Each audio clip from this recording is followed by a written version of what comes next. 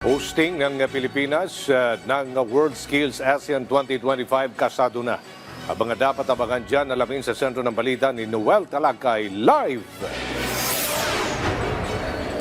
Also, kung may Olympics sa sports, mayroon ding Olympics sa skills competition. Ito ang World Skills ASEAN Competition.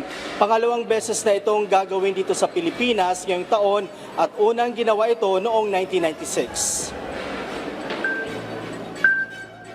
Hudyat ang digital countdown na ito para sa gagawing World Skills ASEAN Manila 2025. Ibig sabihin lang nito ayon sa Technical Education and Skills Development Authority o TESDA na 100% na silang handa para sa nasabing event.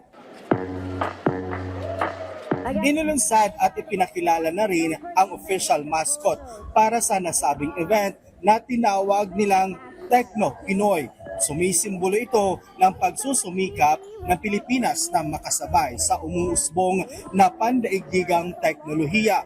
Kinakatawa ni TP ang mga kulay ng Pilipinas gaya ng asul na sumisimbolo ng mithiin at kapayapaan, pula, makabayan at kagitingan, puti para sa kalayaan at pagkapantay-pantay, at ang dilaw na araw na nasa gitna ng dibdib na kumikislap ay sumasagisag sa matatag na diwa ng buhay na may pagkakaisa at demokrasya. Sa pamamagitan ng isang video, nagbigay naman ng mensahe ang ilang mga lider ng ASEAN bilang pagpapakita ng suporta sa Pilipinas.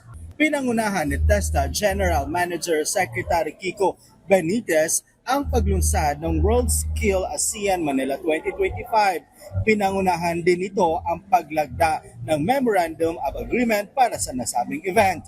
From a lot of the TVIs, the technical vocational institutions nationwide. So there's a series of competitions and the winners, right? The best from the different regions come and compete on the Philippine National Skills Competition as well. Handang-handa na rin ang mga delegado ng Pilipinas. Ayon sa TESDA, mayroong 300 plus competitors at expert o coaches ang bansa, kung saan ang iba sa kanila ayon sa TESDA ay ipinadala pa sa ibang bansa para lang magsanay ng kanilang skills na ilalaban para sa World Skills ASEAN Manila 2025. Aljo, gaganapin ang World Skills ASEAN Competition dito sa Pilipinas sa August at mula 26 hanggang 28. Kumbaga, 3 araw tatagal ang kompetisyon.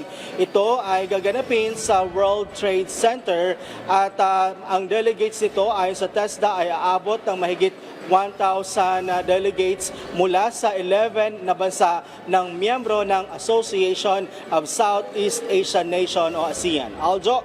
Maraming salamat, Noel Talakay.